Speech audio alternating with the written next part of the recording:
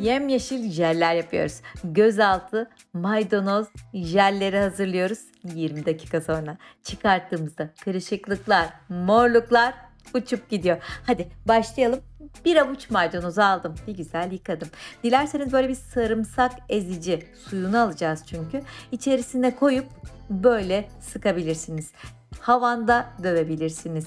Derseniz ki bir tülbent arasında sıksam olur mu? O da olur.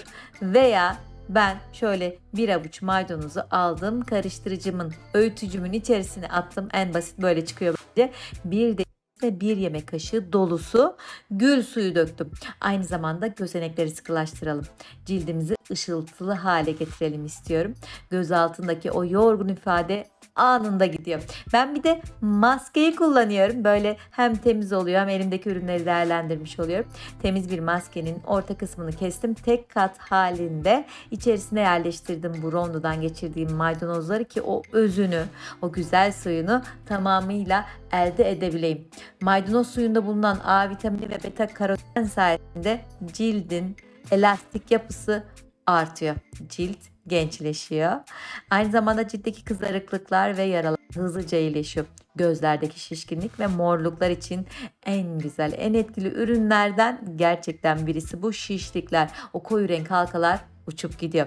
Bakın böyle yemyeşil çok güzel bir su elde etmiş oldum. Şimdi diğer önemli ürünümüz jelatin geliyor. Aktarlardan, online satış yapan sitelerden, pastacılardan, marketlerden rahatlıkla çok uygun fiyata bulabilirsiniz. Yaklaşık 1,5 yemek kaşığı çıkıyor böyle küçük paketlerde. Böyle jelatin aldım, bir kaba aldım. Şimdi bir yemek kaşığı bir de böyle yarım kaşık jelatinin üzerine kaynar su, bakın sıcak kaynıyor. Buharı görüyorsunuz. Fincanın yarısından azını aldım. Bu kaynar suyu jelatinin üzerine azar azar döküyorum ve tahta kaşık kullanıyorum. Böyle jelatin yapışıyor, kalıyor. Faydası aza iniyor. O yüzden tahta bir kaşıkla jelatini suda çözdürüyorum. Dilerseniz bu aşamada mikrodalgaya da koyabilirsiniz ama kaynar suyla çalıştığınızda böyle hızlı hızlı tahta kaşıkla karıştırdığınızda çok güzel, hızlıca, pratik bir şekilde çözülüyor jelatin arkadaşlar. Hücrelerimizi yeniliyor. Sığır jelatini, kullandığımız jelatin sığır jelatini, herhangi bir sakıncası yok. Tam aksine birçok kozmetik üründe kullanılan ürünlerden birisi jelatin. Hücrelerimizi yeniliyor, cildimize elastikiyet kazandırıyor ve biz göz altımıza uygulayacağız. O yüzden istiyoruz ki oradaki ölü doku gitsin. Şöyle daha elastikiyet kazanmış, daha canlı dokularla bize ışıltı katsın istiyoruz. O yüzden jelatin müthiş bir ürün oldu. Az önce hazırladığım o güzel yemyeşil maydanoz suyundan sıcak haldeki jelatin karışımına döküyorum. 5 yemek kaşığına yakın maydanoz suyuyla çözdürdüğüm jelatini buluşturdum. Şimdi burada karıştırma işlemine devam ediyorum. Bırakırsanız böyle yapışıyor, kalıyor. İki ürün birbirine homojen bir şekilde geçmiyor. O yüzden lütfen bu aşamada henüz sıcakken, bakın kaynarı gitti ama hala çok sıcak. Çok hızlı bir şekilde yaptım. Böyle karıştırdım. Şimdi benim çok sevdiğim çok güzel ürünlerden bir diğeri geliyor. Üzüm çekirdeği yağı.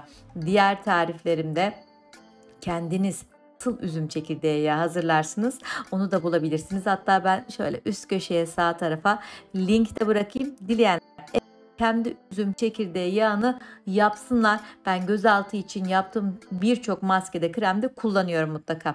Şimdi geldi E vitamini. E vitamininden de yaklaşık 8-10 damla kadar bu karışıma eklerseniz hani morluklar gidiyor. O şişlik diyor ya, kırışıklıklarla da çok güzel savaşmış oluruz. Bunu da eczanelerden, hatta artık birçok kozmetik ürünü satan firmalardan, online satış yapan sitelerden rahatlıkla bulabilirsiniz. Bakın ılımadı. Henüz sıcaklığı varken hemen bir parçacık aldım. Ellerime şöyle nasıl uygulama yaptığımı gösteriyorum. Gözlerime yerleştireceğim. Bunu jel formuna getireceğiz. Bu sadece o hissi alabilin diye bakın, farka bakın, daha sürer sürmez.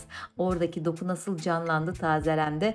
En az 20 dakika cildinizde bunu beklettikten sonra yıkayabilirsiniz. Hani dileyenler böyle ben hızlıca jelatini çözdürüp içerisine maydanoz suyu ve diğer eklemeleri yapıp taze taze kullanabilir miyim diyenler bu sıvı haliyle de kullanabilir. Ama buzdolabına gönderip şöyle yarım saat yetiyor. Yarım saat kadar bekletirseniz işte böyle harika maydanoz gözaltı jel petlerini kendiniz hazırlamış olursunuz. Ben açıkçası böyle jel petleri hazırlamayı daha uyguluyorum. Daha çok etkisini gördüm. Daha çok sevdim. O yüzden de siz de böyle yapın istiyorum. Yağlı kağıdın arasına hazırladım. Bu güzel karışımı döktüm. İstediğim formu verdim ve sonrasında bunu buzdolabına gönderelim. Hadi biraz da orada dinlensin. 15-20 dakikada bile böyle kendine geliyor. 30 dakika bekletin. Bir güzel jel formunu alsın ve dilediğiniz şekilleri vererek tekrardan buzdolabında muhafazasını sağlayın. Bir hafta 10 gün herhangi bir sıkıntı çıkartmadan ilk günkü güzelliğiyle size çözümler sunmaya devam ediyor. Bir kabın içerisine alın. Dilediğiniz şekilleri böyle keserek verin ve bir hafta boyunca her akşam kullanın. 20 dakika bekletin ve farkı alta o güzel değerli yorumlarınızı bize yazarak söyleyin. Umarım sizde de işe yarayacaktır arkadaşlar. Bakın böyle güzel gözaltı jel petlerimi hazırladım. Bir çıkartayım, rengini de görün, dokusunu da görün. Ben çok seviyorum bu çalışmayı gerçekten. Çok güzel sonuçlar alıyorum. Hemen de böyle aydınlatıyor gözaltını. Kırışıklıkları, ince çizgileri ve morlukları çok güzel tedavi ediyor. Yorgunluğu da gideriyor. Çıkarttıktan sonra göz altlarımıza yerleştireceğiz ya, bakın ellerimi hemen koyayım, görün. Bunu 20 dakika beklettiğinizde göz altınızda kendini salacak. Çünkü içerisinde jelatin var. Sıcakla temas ettiğinde, sıcak havayla buluştuğunda formu bu şekilde kalmıyor. 20 dakika sonra biraz yumuşuyor elbette. Bu arada yağlı kağıtla uygulama yapmak da oldukça basit oluyor. Dilerseniz çıkartabilirsiniz. 20 dakika sonra o form gittiğinde kalan tüm ürünü yüzünüze de uygulayabilirsiniz. Çünkü bakın bu sadece göz altlarına uygulayabileceğimiz bir çalışma değil. Ama benim ilk hedefim, amacım göz altlarındaki o kırışıklıklar, morluklar olduğu için böyle gözaltı jel petleri yapmak istedim. Yüzünüzde herhangi bir yerde kızarıklık, tahriş, yanma, leke varsa oralarda kullanabilirsiniz. 7 gün boyunca hadi şunu 20 dakika her akşam temiz cildimize uygulayalım. Göz altımızdaki o morluklar, ince çizgiler, kırışıklıklar, yorgun görüntü gitsin. Bu arada lütfen kanalıma hala abone değilseniz Hobifan YouTube kanalıma abone olup bildirimleri açın ve yukarıda 3 noktaya tıklarsanız alt yazılar aktif hale gelir. Sonrasında da dilediğiniz dilde videoyu daha anlaşılır bir şekilde izleyebilirsiniz. Buraya birkaç video daha bırakıyorum, izlemediyseniz onları da izleyin lütfen. Bu videoyu da güzel olmasını dilediğiniz tüm dostlarınızla, sevdiklerinizle paylaşın lütfen. Bir de kendinize çok iyi bakın. Hoşça kalın. Bay bay.